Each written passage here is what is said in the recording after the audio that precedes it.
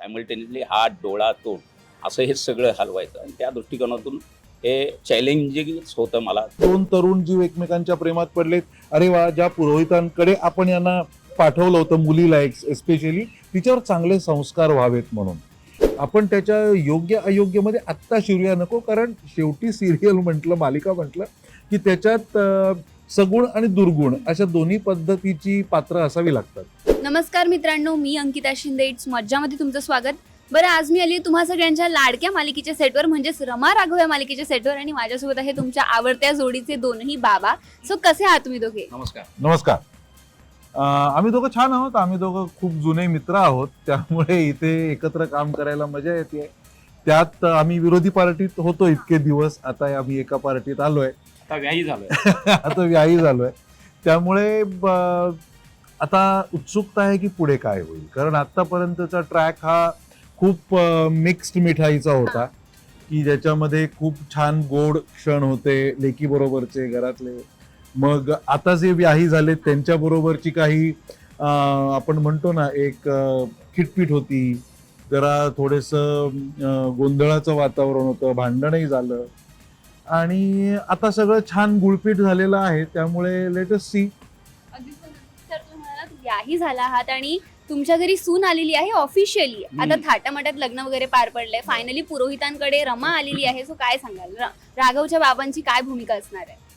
नाही, नक्कीच माझीच एक राघवचा बाबा म्हणून इच्छा होती की तेव्हा त्यांनी जे पळून जाऊन लग्न केलेलं आहे त्यावेळेस आमचे मोठ्यांचे आशीर्वाद त्यांना मिळाले नव्हते. तर आता सगळं आलबेल झालं आहे. तर आता सगळ्यांच्या समक्ष, म्हणजे ब्राह्मणांच्या समक्ष ते व्यवस्थित साग्र संगीत लग्न व्हावं अशी माझीच इच्छा होती, आणि त्याप्रमाणे आता ते लग्न झालेलं आहे. त्यामुळे चांगली आणि सून जी आधी माझ्या मनात होती की त्याच्याबद्दलचा जो आकस होता, पण तो नंतर हळूहळू तिनेच तिच्या वागण्यातून संपूर्णतः तो घालवून टाकला. माझ्या मनातला गैरसमज दूर केला. प्रत्येक वेळी जी संकट आली त्या संकटात वर तिने मात केली, आणि त्यामुळे ते आता लग्न त्यांचं दोघांचं लावून दिलेलं आहे, आणि त्यामुळे मी पण खुश आहे. अगदीच, आणि प्रेक्षकही फार उत्सुक आहेत. पण सर, मला तुम्हाला विचारायचं की रमाची आई तितकी उत्सुक नव्हती किंवा तिला रमाचं लग्न व्हावं ही इच्छा नव्हती, पण रमाच्या बाबांची काय भूमिका असणार आहे? खरं सांगायचं तर ह्या मालिकेमध्ये माझी एंट्री खूप उशिरा झाली. गौतम जोगळेकर ही भूमिका करत होते. त्यांच्या काही शारीरिक दुखण्या खुपण्यामुळे त्यांना ब्रेक घ्यावा लागला, आणि मग त्यांच्या जागी मी आलो. पण मी खरं सांगतो अंकिता की जे काही गेले 6 महिने मी या मालिकेमध्ये काम करतोय, मला इतका छान ट्रॅक मिळाला ॲज अन ॲक्टर. मी हे सांगतोय की सुरुवातीला अत्यंत प्रेमळ बाप जो अमेरिकेतनं परत आला, आणि मग त्याला कळलं की हे दोन तरुण जीव एकमेकांच्या प्रेमात पडलेत. अरे वा, ज्या पुरोहितांकडे आपण यांना पाठवलं होतं मुलीला एस्पेशली तिच्यावर चांगले संस्कार व्हावेत म्हणून, तर त्याच घरातल्या मोठ्या एका धाकट्या मुलाच्या प्रेमात, म्हणजे राघवच्या प्रेमात ती रमा पडली आहे, आणि ही इज हॅपी. त्याला हे लग्न व्हावंसं वाटतंय, कारण चांगलं कुटुंब आहे, चांगली माणसं आहेत, आणि रमा त्यांच्याकडे गेल्यानंतर, त्यांच्या संस्कारात वाढल्यानंतर तिच्यात आमूलाग्र बदल झाला. तो बदल खूप उत्साहवर्धक, आल्हाददायक होता.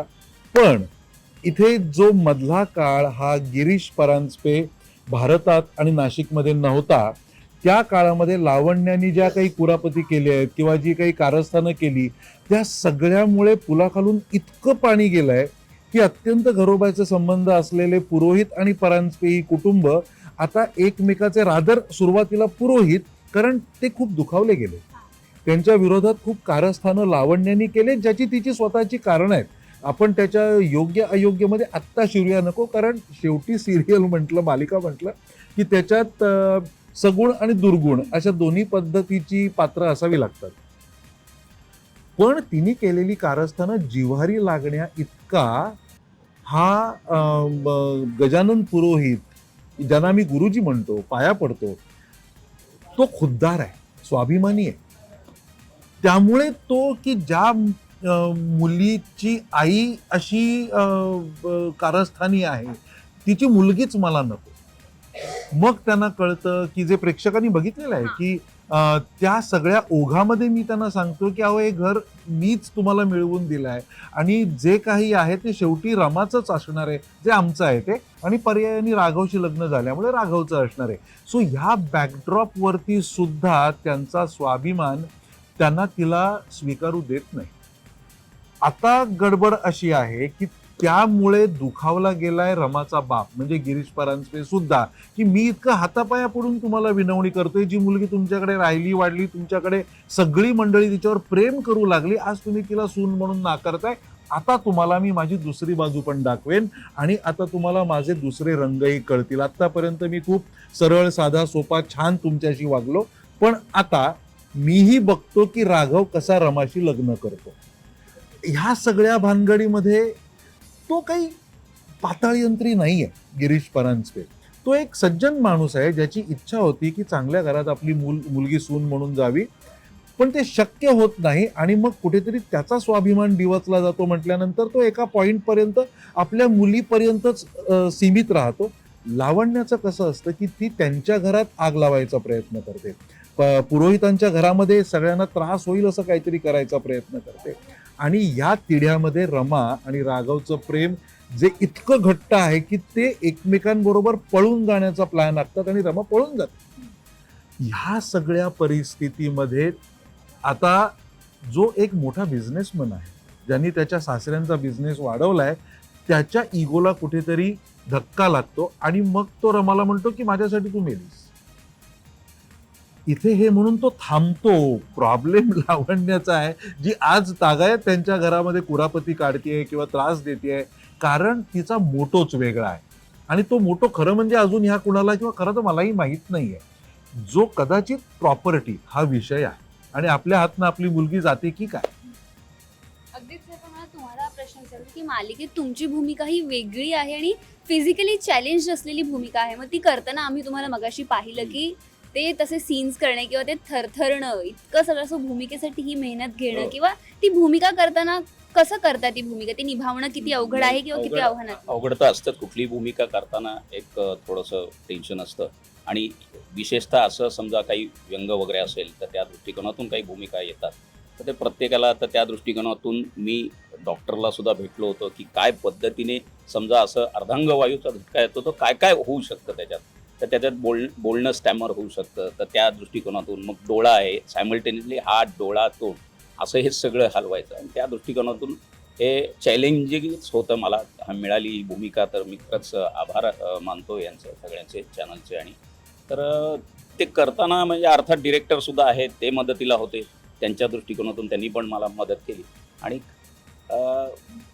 एकंदरीत ही भूमिका माझ्या मते मी आता करतोय, तुम्हीही पाहताय, तर प्रेक्षकांच्याही पसंतीस मला जसे जसे लोक भेटतात, प्रेक्षक भेटतात आणि सांगतात, मेसेज येतात, तर त्या दृष्टीने आवडलेली आहे असं वाटतंय. त्यामुळे मी एक प्रॉपर ट्रॅकवर आहे असं म्हणायला काय हरकत नाही. याच्यात मला एक राजनबद्दल कौतुक असं वाटतं की माझा को आर्टिस्ट या सिरियलमध्ये मला सिनियर, आणि गेली अनेक वर्ष आम्ही थोडं बहुत यानं त्या प्रकारे काम केलेलं आहे. काय होतं आजकालच्या काळामध्ये एक अभिनेता म्हणून मला जे वाटतं की एक सिन्सिअरिटी असते.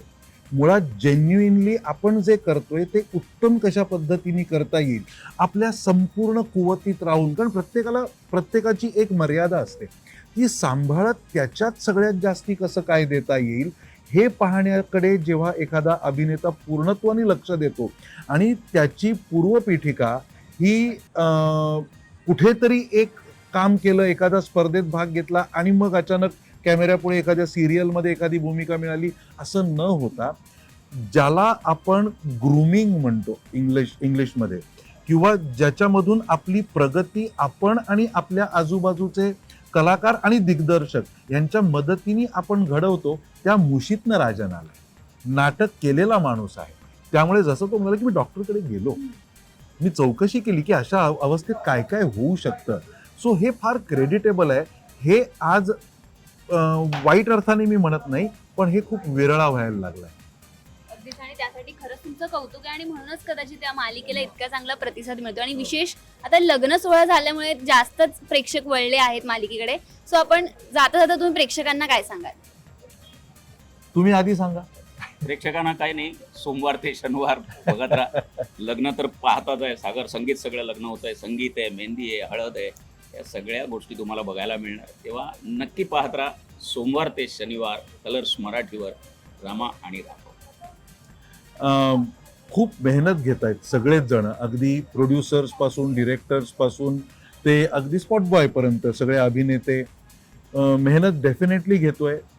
त्याच्यामध्ये काही गोष्टी लोकांना कदाचित खूप जास्त आवडत असतील, जसं हा लग्नाचा विधी, सगळे सोहळे त्यातले खूप आवडतील, लोक एन्जॉय करतील. कारण मला बाहेर ज्या पद्धतीच्या प्रतिक्रिया मिळतात त्याच्यामध्ये रमा आणि राघव बद्दल खूप आत्मीयता लोकांना, प्रेक्षकांना वाटते हे माहिती आहे.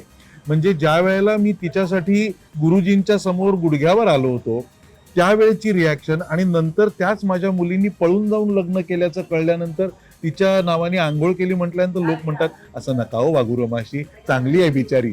सो हे फार महत्वाचं आहे. आणि हे प्रेम प्रेक्षकांकडनं मिळणं, कधीतरी अशी एखादी घटना घडू शकते की जी कदाचित काही प्रेक्षकांना रुचणार नाही, पण ती काही स्थायी गोष्ट नसते, गोष्टी बदलत राहतात. आम्ही लोकांचे अभिप्राय वाचत असतो, त्यातून आम्हाला जास्तीत जास्त चांगलं काय करता येईल त्याचाच प्रयत्न लेखक, दिग्दर्शक, प्रोड्युसर, सगळे अभिनेते आम्ही सगळे करतो. त्यामुळे आमच्या बरोबर राहा. एखादी गोष्ट खटकली तर आमच्यावर रागवू नका. तुमचं प्रेम आहेच, तुमचा लोभ आहेच, तो वाढावा आणि तो वृद्धिंगत होत होत या सिरियलचा आनंदही तुमच्यापर्यंत उत्तमरित्या पोहोचावा. म्हणून राजननी सांगितल्याप्रमाणे पाहत राहा रमा आणि राघव कलर्स मराठीवर. अगदीच, थँक्यू सो मच. आणि लग्न वगैरे झाले नुकतंच, चांगलाच प्रतिसाद मिळतो. सो तुम्हाला या मालिकेसाठी खूप साऱ्या शुभेच्छा. थँक्यू. Thank you thank you.